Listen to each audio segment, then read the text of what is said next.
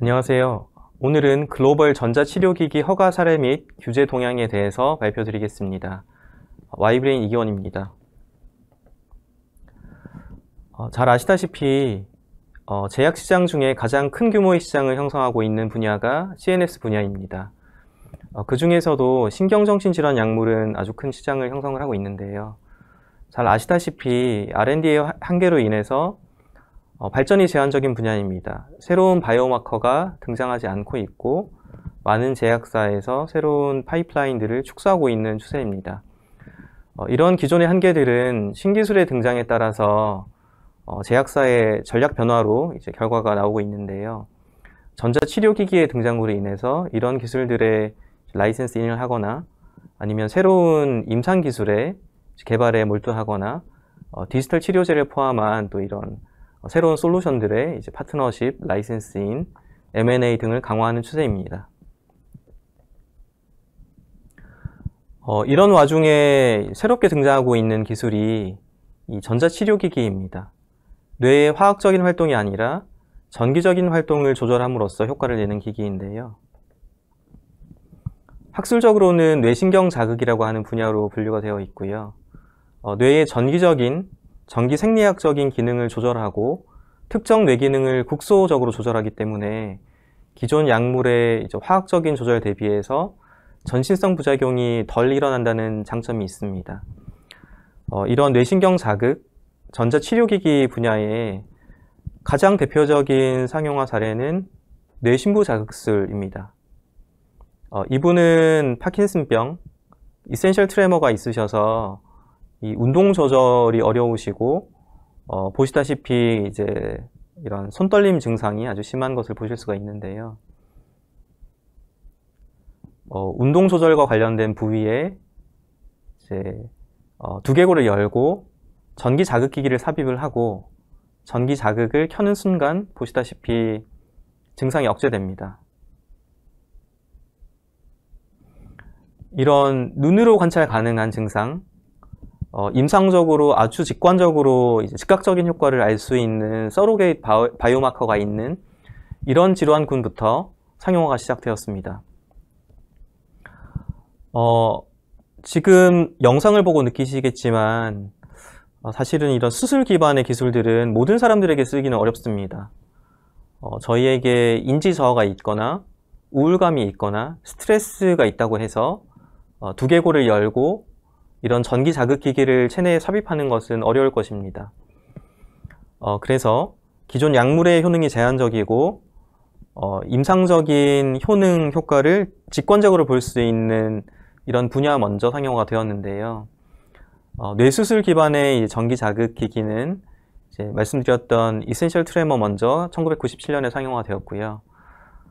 이것보다 덜 수술적인 뇌에 연결된 미주신경을 자극하는 이런 최소수술 전기 자극 기술은 비슷한 시기에 에필랩시 먼저, 간질 발작 먼저 상용화 되었습니다. 기존 약물의 이제 제약 덕분에 이 분야도 이런 수술을 요구하는 기술임에도 불구하고 연매출 5조 정도 되는 전체 시장을 형성을 하고 있고요. 매년 12.5%씩 고성장하고 있는 새로운 시장입니다. 말씀드렸다시피 이런 기술들을 모든 환자에게 적용하기는 어려운데요. 특히 신경정신질환, 인지저하, 감정 문제, 스트레스 문제 이런 문제가 있으신 분들에게는 더욱더 적용하기가 어려울 것입니다. 그래서 수술을 하지 않고 치료할 수 있는 새로운 기술이 등장을 하고 있습니다. 대표적으로는 이 세 번째 그림에 나와 있는 자기자극술입니다. 비록 큰 기기를 이용해야 된다는 단점이 있지만 수술하지 않고도 뇌 기능을 조절해서 우울증을 치료할 수 있습니다. 2008년에 상용화되었고요. 하지만 이런 기기의 크기, 비용, 많은 환자에게 사용하기 어렵다는 그런 단점들 때문에 휴대성이 더 좋고 재택에서 사용 가능한 새로운 기술에 대해서 많은 관심이 커지고 있습니다. 먼저 비수술적인 이런 전자치료기기 중에서 자기자극, 먼저 상용화된 자기자극 기술에 대해서 조금 더 살펴보겠습니다. 이 TMS, 경두계 자기자극술이라고 하는데요. 이런 큰 코일을 이용해서 아주 강한 전자기장을 머리에 이제 인가를 합니다. 그러면 이 강한 전자기장은 두피와 두개골을 통과해서 대뇌피질에 직접 도달하게 됩니다. 이 강한 전자기장은 대뇌피질에 있는 이 신경세포에 이 액션 포텐셜, 이 실질적인 전기 신호를 만들어내는 이 활동을 강제로 유발하게 되는데요. 이런 직관적인 원리를 활용해서 원래는 검진에 사용이 됐습니다. 예를 들어서 교통사고를 당해서 의식불명인 환자가 응급실에 들어왔을 때 이 환자가 뇌에 손상이 있는지 아니면 척추에 손상이 있는지 이런 것들을 확인하기가 사실 좀 어렵습니다. 의식이 없기 때문에 여러 가지 움직임을 해보라고 팔을, 다리를 움직여 보라고 하는 주문을 하기도 어렵고요. 그래서 이런 환자들을 검진을 하기 위해서 아까 말씀드렸던 아주 강한 자기 펄스를 이 운동피질에 직접 인가를 하고요. 그렇게 했을 때 말씀드렸던 대로 이 신경세포의 강제적인 활동이 일어나기 때문에 만약에 뇌손상이나 척추 손상이 없다면 뇌에서 만들어진 운동신호가 척추, 신경을 따라서 근육에 적용을 하게 됩니다. 그리고 손상된 부위가 없다면 이런 외부 자기 자극을 인가하는 것만으로 팔다리, 손가락을 저희가 이제 의도한 대로 움직일 수가 있습니다. 그래서 움직이는 환자는 이런 뇌나 척추에 손상이 없구나라고 판단을 할 수 있고요. 움직이지 않는 환자는 어딘가에 손상이 있구나라고 하는 것을 판단할 수 있습니다. 이런 검진 기기가 말씀드렸던 기존 수술 기반의 전자약이 점차 상용화되면서 어쩌면 치료 도구로서 쓰일 수 있지 않을까 하는 생각을 많은 연구자들이 하게 된 것 같습니다. 그래서 첫 번째로 상용화된 분야가 이 우울증 치료인데요. 이 우울증 환자에서 일반적으로 일어나는 현상이 전두엽의 활동 이상입니다. 건강한 사람 같은 경우에는 이런 외부 감정적인 자극, 스트레스 자극이 있을 때 이 배외측 전전두엽, 좌측 배외측 전전두엽이 활성화되어서 이 상황을 판단하고 스스로 이런 전두엽의 이성, 상황 판단, 인지를 통해서 감정의 중추인 이 편도체의 과활성을 억제합니다. 하지만 우울증 환자는 좌측 배외측 전전두엽의 활동이 저하되어 있고 동일하게 감정 조절을 해야 하는 상황, 외부 스트레스가 있는 상황에서 다른 부위가 활성화되고 이 감정의 중추인 편도체의 이제 활동이 과활성화됨으로 인해서 감정을 스스로 조절할 수 없는 상태가 됩니다. 이런 현상을 잘 활용해서 이제 우울증 환자의 좌측 배외측 전전두엽의 활동을 인위적으로 인가시킴으로써 이 항우울 효과를 얻을 수 있습니다. 그래서 미국의 뉴로스타라고 하는, 뉴로네틱스라고 하는 회사가 해당되는 배외측 전전두엽의 활성을 이제 활용을 해서 항우울 효과를 검증을 했고요. 세계 최초로 난치성 우울증 환자에서 이제 우울 증상을 개선할 수 있는 새로운 전자의료기기가 이제 상용화되었습니다. 이 경두계 자기자극술, 이 전자기 펄스를 이용한 치료기기는 미국을 중심으로 성공적으로 상용화되고 있습니다. 매년 퍼브메드에 많은 임상 논문들이 발표가 되는데요. 이 자기자극 분야에서도 1990년대 이후에 이렇게 꾸준하게 임상 논문 편수가 증가하고 있습니다. 하지만 이 기술은 크고 비싸고 사실 병원 내에서 대략 한 20분에서 40분 정도 환자를 치료해야 되는 이런 시간과 비용이 많이 드는 어떤 행위가 수반되기 때문에 기존 항우울제처럼 많은 환자들이 편리하게 재택에서 치료를 하지 못하고 그런 단점들로 인해서 제한적인 범위 내에서만 상용화되고 있습니다. 이런 와중에 서양화 가능한 이 전기자극 기술이 새롭게 각광받고 있는데요. 보시다시피 2010년대 이후에 임상 논문이 폭발적으로 증가하고 있고 2016년을 기준으로 해서 기존 기술보다 훨씬 더 많은 임상 논문들이 발표되고 있는 추세입니다. 이 전기 자극을 이용한 이 전자치료기기의 원리는 기존 자기자극과는 조금 다릅니다. 먼저 미세 전류를 플러스 극과 마이너스 극을 이용해서 흘려주는데요. 대략 2에서 3mA 정도 되는 미세한 전류를 두피에 인가를 하면 두피와 두개골을 통과해서 대략 20에서 40% 정도가 대뇌피질에 도달합니다. 그 대뇌피질에 도달한 이 전기 자극은 기존 기술처럼 이 신경세포의 어떤 강제 활동을 일으키는 것이 아니라 뇌세포 휴지기 전이의 이 상태를 약간 더 높이거나 약간 더 낮추게 됩니다. 그래서 이 전기 자극만으로는 강제로 신호를 만들어내지 못하지만 자발적인 활동이 있는 경우에, 원래 뇌 활동이 있는 경우에 해당 활동들을 조금 더 빈도를 이제 늘리거나 아니면 비이상적인 활동들을 조금 더 빈도를 줄이는 마일드한 변화 유도가 가능합니다. 실제 동물 실험에서 이런 자발적인 활동들이 있을 때 플러스 극 자극을 하는 경우 뇌세포 활동의 빈도가 이렇게 늘어나는 것을 보실 수 있고요. 그리고 반대로 마이너스 자극을 하는 경우에는 자발적인 활동의 빈도가 감소하는 것을 보실 수가 있습니다.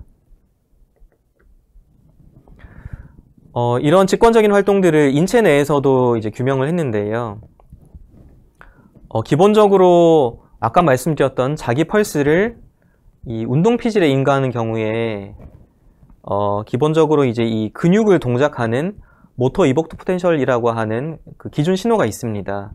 그 평상시 상태의 그 신호를 1이라고 한다면 운동 피질에 플러스 자극을 인가한 이후에 해당 신호는 동일한 조건에서 대략 한 30% 이상 커지게 되고요. 그리고 마이너스 자극을 인가한 이후에는 해당 신호가 30% 이상 작아지게 됩니다. 이런 임상을 통해서 이런 전기 자극을 아주 이제 마일드한 전기 자극을 통해서 자발적인 활동을 의미 있게 증가시키거나 감소시킬 수 있다는 것을 동물 실험과 인체 임상을 통해서 증명이 되었고요. 최근 연구를 통해서는 이런 전기 자극이 어떤 즉각적인 자발적인 활동의 증가, 감소뿐만 아니라 성상교세포의 칼슘 인플럭스를 증가를 함으로써 이런 뇌거서성, 시냅스 가소성을 증가시키는 것으로 알려져 있습니다. 그래서 종합하자면 자발적인 활동을 증가, 감소시켜서 정상 상태에 가깝게 만들 수 있고 해당되는 어떤 변화를 장기간 유지할 수 있는 그런 작용 원리의 기술이 상용화되고 있는 그런 추세입니다. 이런 전기자극 기반의 전자치료기기는 최근 들어서 FDA 허가 건수도 증가하고 있고 상용화에 성공하는 회사들도 많이 늘어나고 있습니다. 물론 이 회사들이 아까 말씀드린 그 한 가지 작용 원리를 기반으로 하는 것은 아니지만 비슷한 전기 자극과 비슷한 상용화 형태를 띠고 있기 때문에 대표적인 회사를 몇 개 소개를 드리겠습니다. 첫째로 노보큐어라고 하는 회사가 있는데요. 이 회사는 전기 자극을 활용해서 이 뇌에 있는 그 교모세포종이라고 하는 암세포의 세포 분열을 억제하는 기술을 개발했습니다. 그래서 매년 한 5천억 정도 매출을 하고 있고 현재 나스닥에서 시총 8조 되는 회사로 이제 성장을 시켰습니다. 최근 그 KT와 SK 바이오팜이 투자한 회사들도 있는데요. 뉴로시그마라고 하는 회사는 이 눈썹위를 지나는 이 3차 신경을 전기 자극을 해서 ADHD 증상을 억제하는 이 전자치료기기를 FDA 허가를 받았고, 오른쪽에 이제 칼라헬스라고 하는 회사는 제가 이 강연 초반부에 보여드렸던 이센셜 트레머를 억제하는 기술을 웨어러블 디바이스의 형태로 만들었습니다. 뇌의 전기 자극을 직접 인가해서 운동 조절 영역을 이제 변화시키지 않더라도 이제 운동과 관련된 이런 감각 영역에 전기 자극을 인가함으로써 비슷한 효과를 낼 수 있다는 것을 검증을 했고요. FDA에 2018년에 허가를 받아서 이제 이센셜 트레머 억제 기기로서 성공적으로 상용화를 하고 있습니다. 이런 대표적인 회사 외에도 편두통, 뭐 이런 류마티스 관절염 등의 다양한 회사들이 등장을 하고 있습니다. 이런 전자치료기기는 기존 신약과는 현저히 다른 규제 체계를 가지고 있는데요. 아시다시피 신약은 저희가 알지 못하는 물질을 가지고 인체에 적용을 하기 때문에 기본적인 어떤 독성을 테스트하고 안전성을 검증을 하는 1상, 2상, 3상의 복잡한 인허가 절차를 따르게 됩니다. 그래서 전체 개발 기간은 약 8년, 최종 허가 성공률은 10%, 특히 이제 CNS 분야는 약 8%의 성공률을 가지고 있습니다. 하지만 이런 전자치료기기나 최근 관심을 받고 있는 디지털 치료제, 소프트웨어 기반의 의료기기 같은 경우에는 기존 의료기기의 규제 체계를 따르기 때문에 저희가 이미 알고 있는 에너지, 전기 자극, 자기 자극, 초음파 자극을 인가하기 때문에 이런 알려져 있는 안전한 범위 내에서는 바로 인체 대상의 탐색 임상을 할 수 있고 특정 효능을 검증하는 확증 임상을 거치면 바로 인허가가 가능합니다. 그래서 이 의료기기 분야에서는 평균 개발 기간이 약 4.5년, 확증 임상에 돌입한 기업의 경우에는 허가 성공률이 평균 70%에 달하는 이제 좀 더 빠르게 상용화를 할 수 있는 그런 규제 체계를 가지고 있습니다. 그래서 기존 제약사가 글로벌 제약사가 주로 도전을 하는 신약 분야와는 다르게 이런 전자치료기기나 DTX 분야는 스타트업, 작은 회사들, 병원들에서 소규모로 도전을 하고 사업 전개를 할 수 있는 그런 구조를 가지고 있습니다. 이런 전자치료기기, 의료기기는 현재 의료산업이 당면한 문제를 해결할 수 있는 대체 방안으로서 각광을 받고 있습니다. 말씀드렸다시피 이제 기존 신약에서는 개발 기간이 오래 걸리고 큰 개발 비용이 들고 그럼에도 불구하고 사실 어떤 부작용이나 사용상에 있어서 환자 관리 측면에서 여러 가지 단점이 있는 것에 비해서 이런 전자치료기기나 DTX는 말씀드렸던 규제 체계적인 측면에서 빠르게 상용화 가능할 뿐만 아니라 기본적으로 ICT 기술을 융합하기 용이하기 때문에 장기 환자 관리 그리고 이런 장기적인 관리 데이터를 기반으로 데이터 기반의 혁신을 일으키거나 맞춤형 치료가 가능하다는 그런 좀 잠재적인 장점을 가지고 있습니다. 전자치료기기는 말씀드렸다시피 어떤 특정 에너지를 인가해서 특정한 작용 원리로 동작하기 때문에 좀 더 직관적인 이제 작용 기전을 가지고 있고 단순 사용만으로 효능과 안전성이 담보된다는 특장점이 있습니다. 그래서 이런 장점들을 활용해서 이제 조금 더 전문 치료기기 분야에서 상용화가 진행될 것으로 생각을 하고 있고요.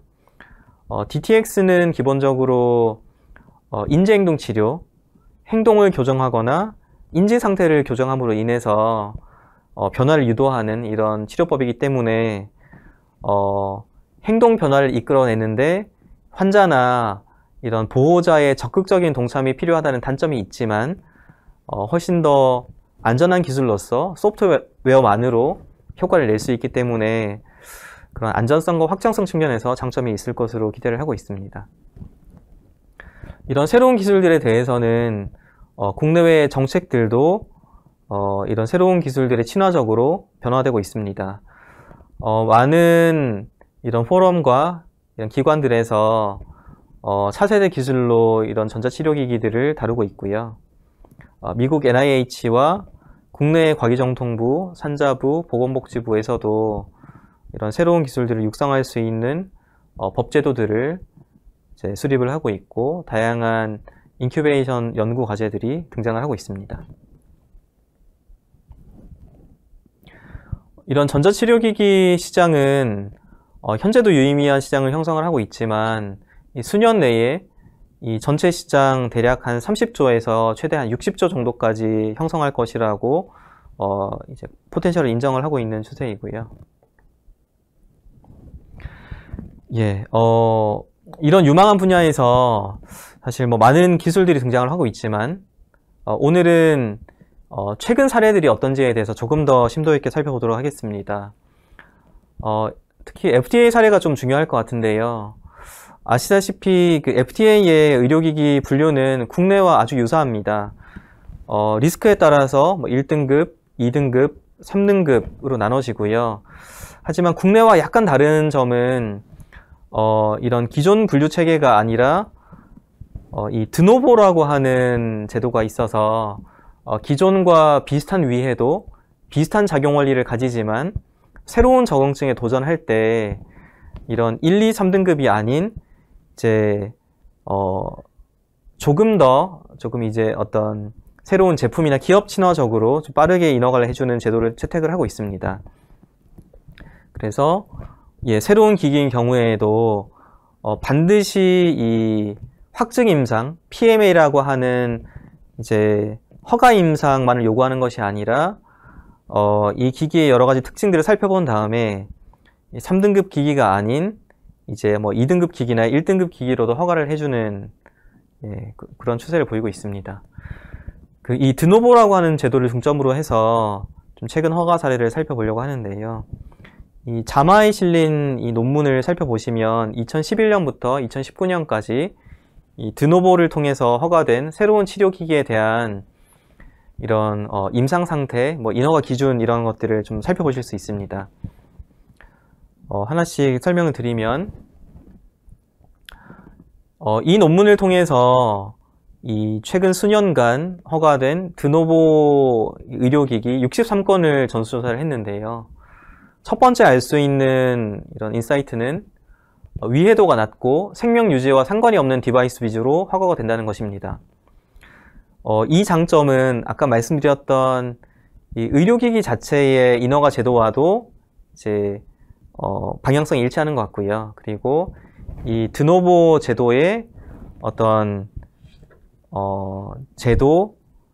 이 제도를 만든 원칙와도 일치하는 것 같습니다. 그래서 모든 제품들이 이런 생명 유지와 상관이 없는 상대적으로 이제 안전성이 높은 분야에서 상용화 되고 있습니다. 그리고 두 번째로 알 수 있는 부분은 이 뉴럴로지 관련 적응증이 가장 큰 비율을 차지하고 있는데요. 보시면 이런 신경 자극기기, 뇌 자극기기, 그래서 이센셜 트레머, 두통, 편두통 이런 분야에 이제 먼저 상용화되고 있습니다. 이 또한 역시 아까 말씀드렸던 기존 제약 시장에 한계가 있는 분야에서 먼저 상용화되고 있는 그런 추세를 잘 반영하고 있다고 보여집니다.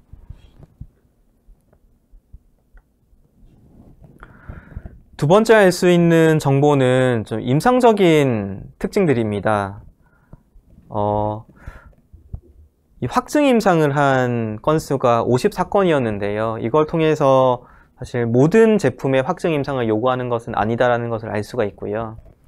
그리고 특이한 점은 대부분의 이런 PMA, 사전 식약처 승인된 FDA 승인된 허가 임상에서 사실 이중맹검이나 아니면 2개 이상의 군을 비교해서 동등성 또는 이제 우월성 임상을 요구하는 거에 비해서 최근 이 드노보 허가에서는 꼭 그런 기존 보수적인 임상 설계를 하지 않더라도 질환군에 따라서 어떤 싱글암 임상을 하거나 아니면 블라인딩을 심지어 하지 않는 오픈레이블 임상에서도 이런 얻어진 효능들을 인정을 해주는 그런 추세를 따르고 있습니다.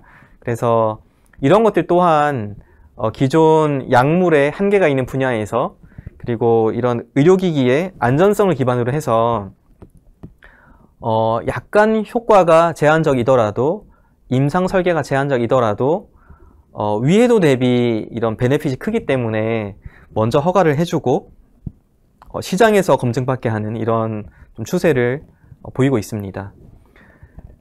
그리고 임상 지표 면에서도 1차 지표를 애초 설계를 만족하지 못하더라도 공동 1차 지표를 만족하거나 아니면은 이제 2차 지표를 만족하거나 아니면 이제 추가 분석을 통해서 기존의 이제 신약 임상에서는 잘 쓰이지 않았지만 임상적으로 유의미한 새로운 지표를 가지고 주장하는 경우에도 이런 이제 새로운 효과들을 인정해주는 그런 추세를 보이고 있습니다. 허가 사례를 몇 가지를 좀 더 보여드릴 텐데요. 이제 이 기기는 기존 저주파 자극 작용 원리를 가지고 있는데요. 요실금을 타겟팅했습니다. 그래서 기존의 이제 저주파 자극 기기로 어느 정도 검증된 영역이지만 기존 기기의 형태가 아니라 이렇게 입을 수 있는 의료기기의 형태로 새롭게 임상을 했고 새로운 작용 원리와 적응증을 가지고 이제 허가를 했는데요. 애당초 설계했던 1차 지표를 달성하지 못했지만 이제 다른 지표로 충분히 유의미한 이런 효능이 있다는 것을 설득을 했고 기본적으로는 이 기기가 이제 안전성이 확보되어 있다는 것을 전제로 허가를 받았습니다. 이런 마이크로니들을 이용한 새로운 피부 관리 기기도 역시 마찬가지입니다. 새로운 작용 원리와 적응증을 타겟팅했고 1차 지표를 일부 미달성했지만 새로운 이제 지표를 가지고 잘 설득을 했고 말씀드렸다시피 기본적인 어떤 위해도를 좀 이해할 수 있는 범위 내에서 잘 설득했기 때문에 허가를 받을 수 있었습니다. 의료기기에는 좀 이런 특이한 제품들도 나오고 있는데요.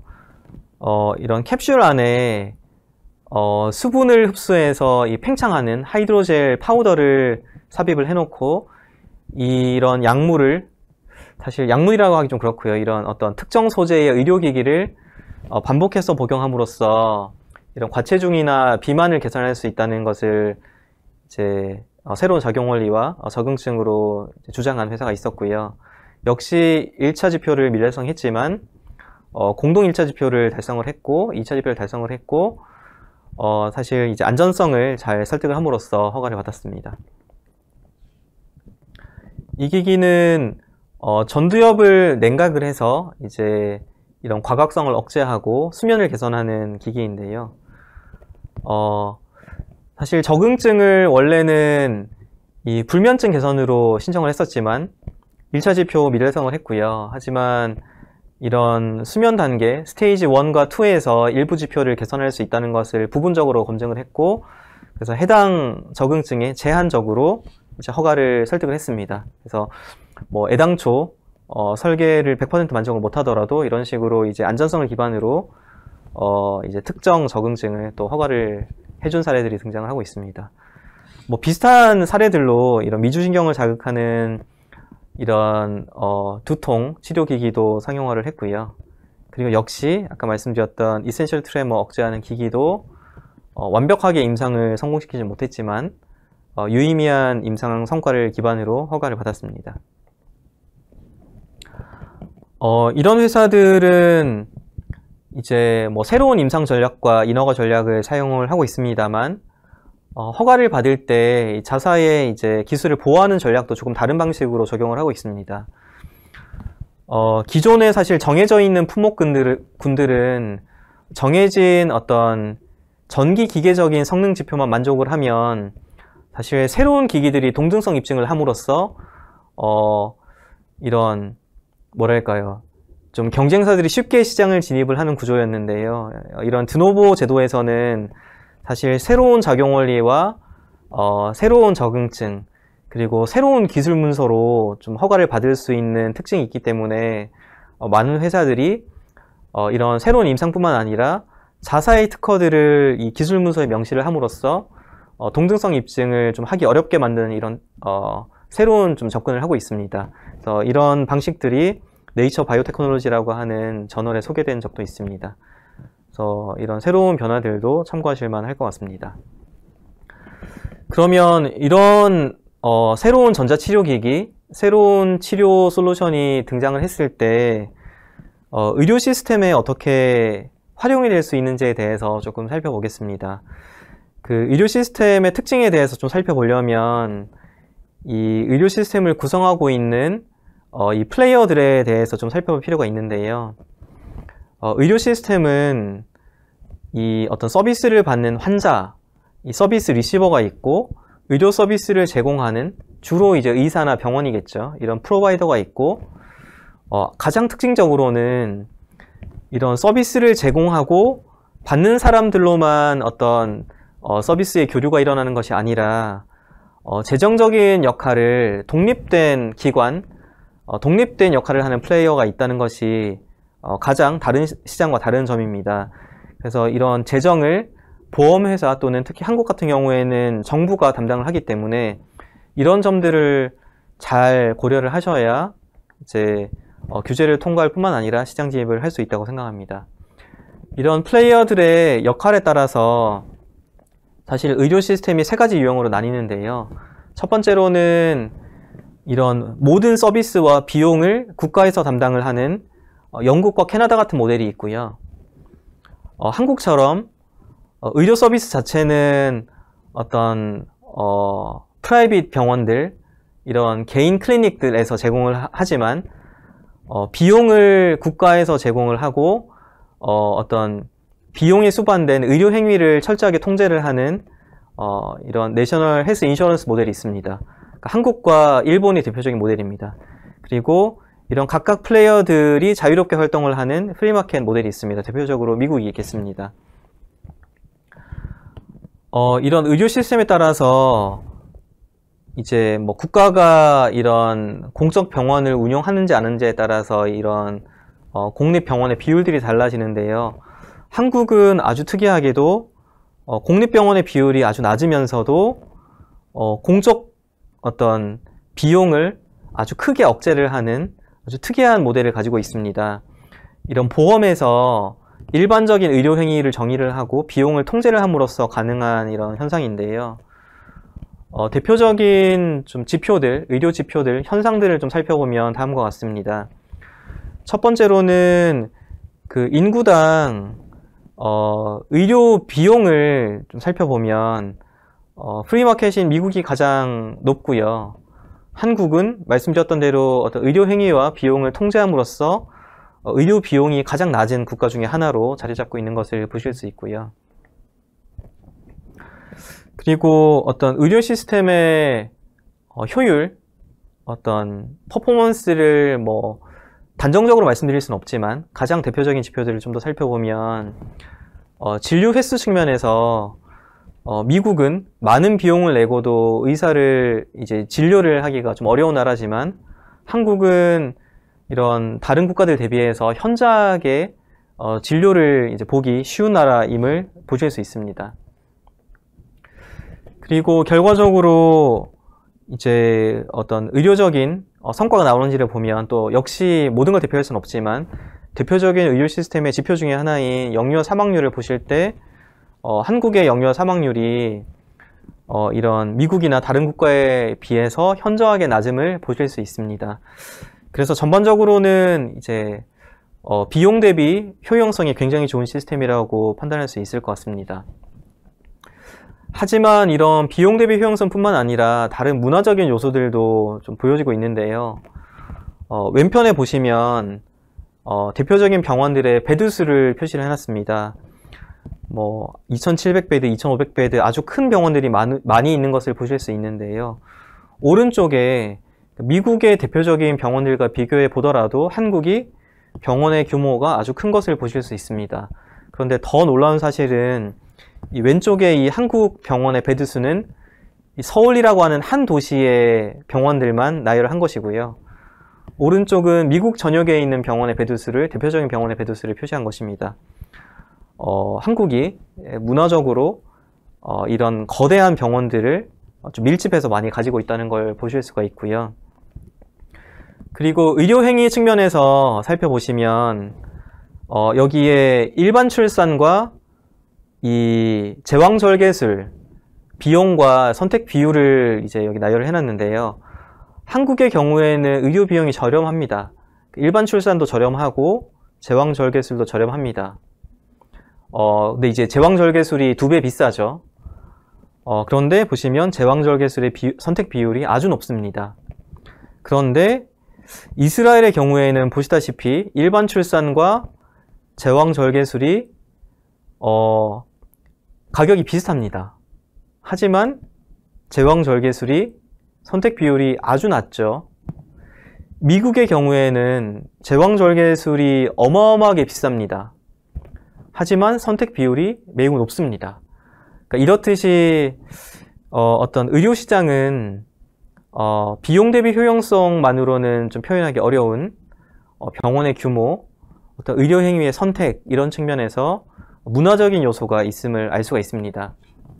그래서 한국은 전반적으로는 어떤 일반화된 의료 서비스, 비용 효율성이 높은 시스템 이런 특징이 있다고 말씀드릴 수 있겠습니다만 의료의 문화적인 측면에서 살펴봤을 때는 어떤 이런 의료 서비스를 정의하는, 의료 행위를 정의하는 측면에서 국가 건강보험이 정의한 의료 서비스, 그리고 정부가 선택한 의료 서비스가 빠르게 수용되고 어떤 주류 기술이 될 수 있는 어떤 건강보험과 정부 주도의 혁신에 적합한 그런 시스템이라고 볼 수 있겠습니다. 이런 정부 주도의 혁신 사례가 최근에 있었습니다. 그리고 현재도 저희가 경험을 하고 있는데요. 기억하시겠지만 1919년에 코로나19 체외진단기기가 상용화되고 나서 이런 전국 의료망에 도입되는 데 있어서 많은 어떤 이견들이 있었습니다. 허가된 지 얼마 안 된 기술을 정부 주도로 전면 도입하는 것이 맞는지, 이런 데이터로 인해서 많은 사람들이 피해를 보지 않을지 많은 의구심들이 있었습니다. 하지만 이런 시대적인 필요성에 의해서 데이터가 부족한 새로운 의료기기 기술임에도 불구하고 첫째로는 정부 주도로 정부가 운영하는 많은 의료기관에 이제 전면 도입을 했습니다. 그래서 비용을 정부가 커버를 하고 의료 서비스를 제공함으로써 빠르게 주류 기술화했죠. 두 번째로는 이런 전문 검사 키트뿐만 아니라 조금 더 정확도는 낮지만 접근성이 뛰어난 자가진단 키트를 동시에 상용화했습니다. 그래서 많은 가정들에서 이런 자가진단 키트를 활용하고 1차 스크리닝에 이제 사용을 했습니다. 그래서 주류 기술화 됐을 뿐만 아니라 많은 가정들에서 이런 기술에 대한 인지도가 높아졌고 1차 스크리닝을 하는 이런 접근성 높은 키트를 확산시킴으로써 이제 재택과 정식 이제 의료기관에서 의료 혁신이 일어날 수 있었습니다.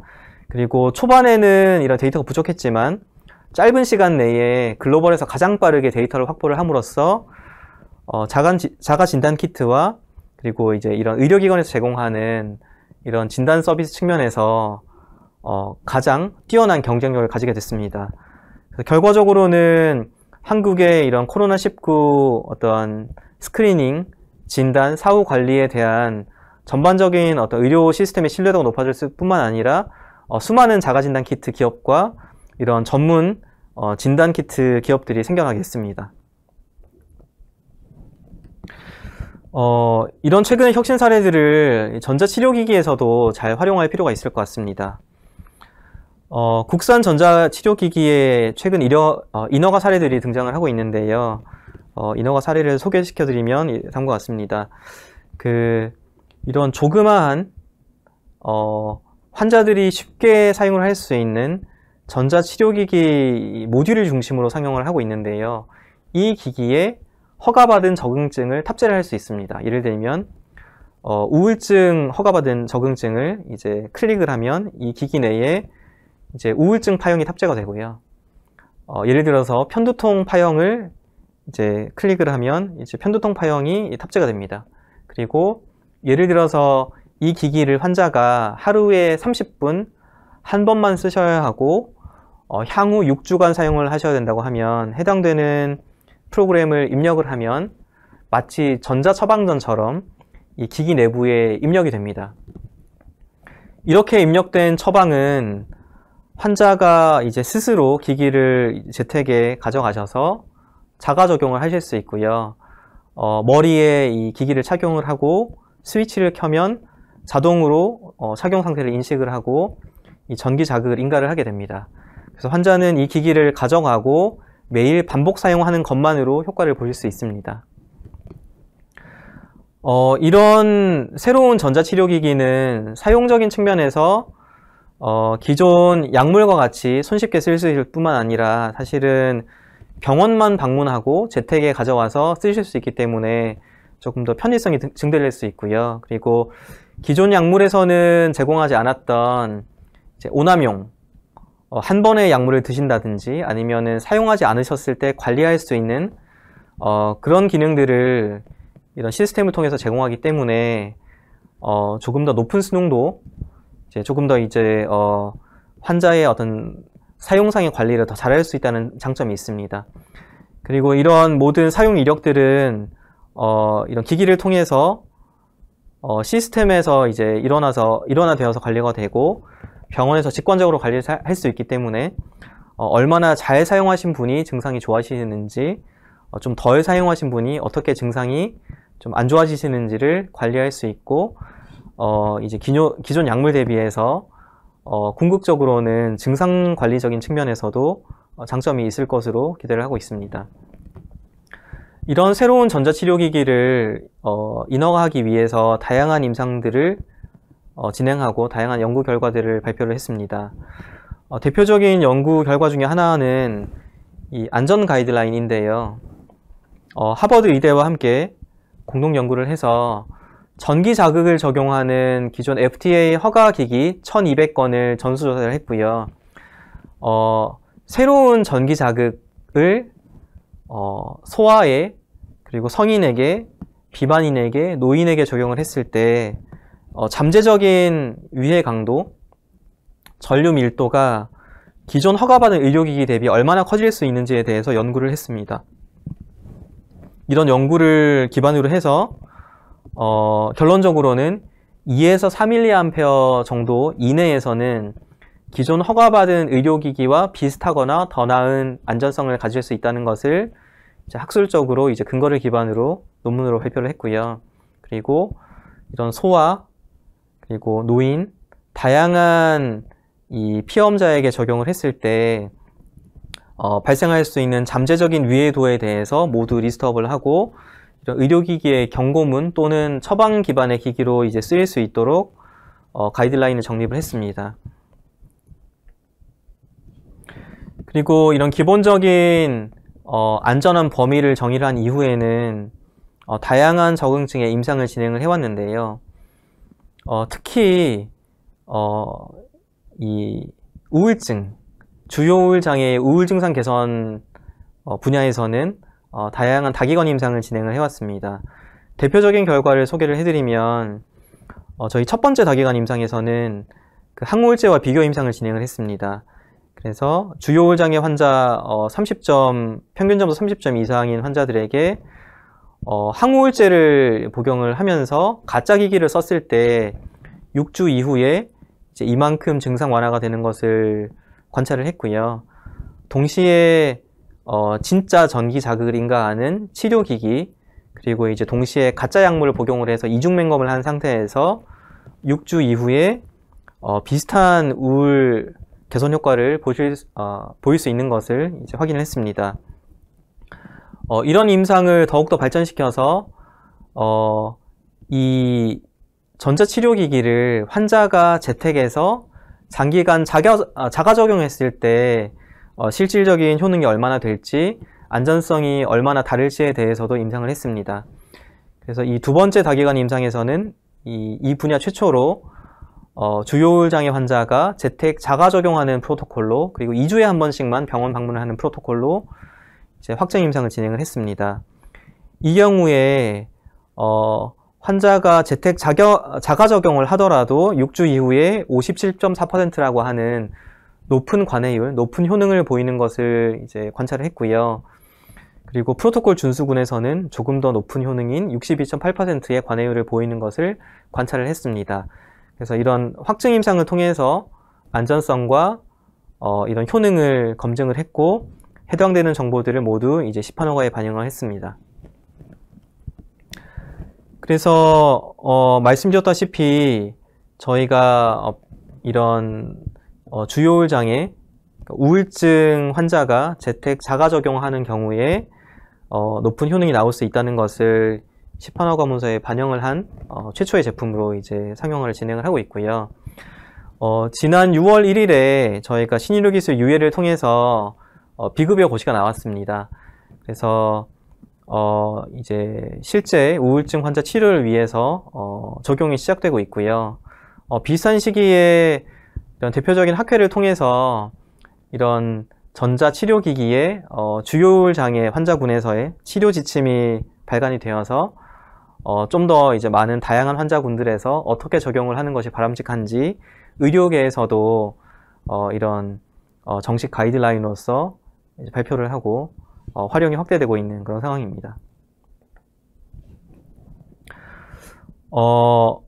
앞서 이런 기술의 트렌드에 대해서도 말씀을 드렸고요.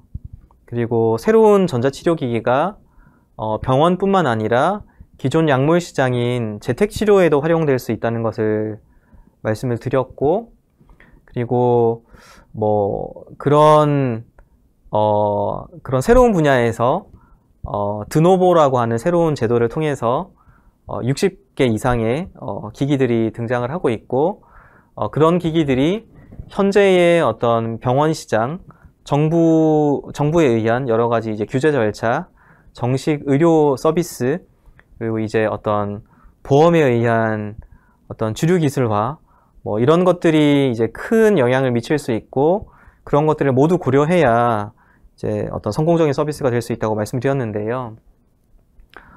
실질적인 시장 확대를 위해서는 규제적인 측면에서 이 세 가지 점을 좀 고려할 필요가 있다고 생각을 합니다. 이 세 가지 점은 사실 아까 말씀드렸던 코로나19 체외 진단 키트에서 명확한 성공 사례를 보였던 분야인데요. 첫 번째는 병원 중심의 전문 치료제 시장, 이 시장에 진입을 해야 된다는 점입니다. 기존 주류 의료 서비스인 약물 치료는 허가 성공률이 낮고 타임 투 마켓이 아주 오래 걸리기 때문에 많은 제약사에서 대규모 투자를 해서 대규모 임상 데이터를 확보한 상태에서 시장 진입을 합니다. 그래서 대부분의 기술이 급여 적용이 되고 1차 치료, 2차 치료 또는 이제 병용 치료 명확한 영역을 설정한 다음에 주류 의료 행위로 즉시 쓰여집니다. 치료기기나 이런 DTX 같은 경우에는 기본적으로 허가 성공률이 높고 타임 투 마켓이 짧기 때문에 스타트업이나 이런 소규모 투자를 통해서도 시장 진입을 할 수 있다는 장점이 있지만, 동시에 그런 특징으로 인해서 소규모 임상 데이터만으로 시장 진입을 해야 되는 한계가 있습니다. 그렇기 때문에 이런 코로나19처럼 정부 주도의 어떤 전면적인 도입이 있거나 또는 제조사 또는 의료계 협업을 통해서 효능과 안전성에 대한 대규모 데이터를 보완을 하고 주류 시장으로 진입을 해야 어떤 주류 의료 행위로서 확산이 용이할 것으로 그렇게 기대를 하고 있습니다. 두 번째는 일반 의약품, 헬스케어처럼 이제 병원에서만 쓰이는 기술이 아니라 일반적인 시장에서 쓰일 수 있는 그런 기술이 되어야 한다는 점입니다. 아까도 말씀드렸지만 이 체외 진단 키트가 이런 코로나 진단, 사전 스크리닝에 대한 사람들의 인식을 크게 끌어올렸다고 생각을 하고요. 그리고 실질적으로 정확도는 낮지만 해당되는 기술들이 재택에 보급이 되고 사용량이 늘어남으로써 전체 의료 시스템의 성능이 좋아지고 효율화되고 사실은 의료기기 시장 자체도 커졌다고 판단을 하고 있는데요. 이런 새로운 전자치료기기 분야도 마찬가지입니다. 당연히 어떤 의료기술이 주로 행해지는 병원 시장에서 신뢰를 확보하고 데이터를 확보하는 것이 가장 중요합니다만, 어떤 좀 더 접근성이 높은 약국 시장, 재택 시장으로 새로운 솔루션들이 등장을 할 필요가 있습니다. 왜냐하면 현재 집계되는 병원 방문하는 우울증 환자는 아시다시피 100만입니다. 그리고 이 100만 명을 위한 항우울제는 정신건강의학과에서 40%가 처방이 되고요. 내과 가정의학과 같은 동네 병원에서 60%가 처방이 됩니다. 그리고 사실 서울대병원에서 발표한 대로 이 프로바블 디프레션, 우울증을 경험하고 있는 훨씬 더 많은 숫자의 환자분들이 있는데요. 이런 분들을 위한 솔루션은 약국에, 재택에, 온라인에 존재하지 않습니다.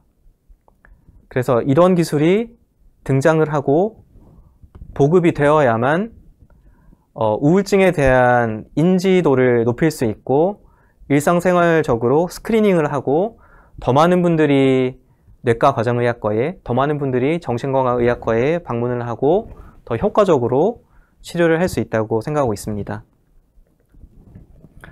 세 번째로 필요한 부분은 데이터 기반의 혁신이라고 생각합니다. 코로나19 진단키트에는 ICT 시스템이 연동되어 있지 않습니다. 하지만 말씀드렸다시피 정부의 전면적인 도입을 통해서 많은 데이터가 확보될 수 있었고 재택 자가진단키트 보급을 통해서 더 많은 데이터, 스크리닝 데이터가 확보될 수 있었습니다. 기본적으로 전자치료기기나 디지털 치료제는 ICT 시스템이 연동되어 있기 때문에 코로나19 체외진단 키트보다는 훨씬 더 유리한 상태에서 데이터를 수집하고 활용하고 혁신에 이제 응용할 수 있다고 생각을 하고 있습니다. 그래서 이런 점들을 이제 제조사들과 정부에서 잘 인지하고 계실 필요가 있을 것 같고요. 이런 시기에 때마침 혁신의료기기 특별법이 발효가 되었습니다.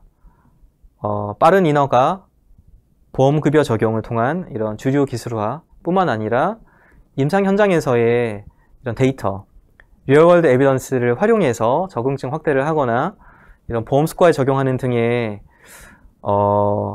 이런 데이터에 친화적인 법 제도가 만들어졌기 때문에 실질적인 사례를 만들어내고 이런 주류 유행으로서 좀 혁신을 일으킬 수 있지 않을까 기대를 하고 있습니다.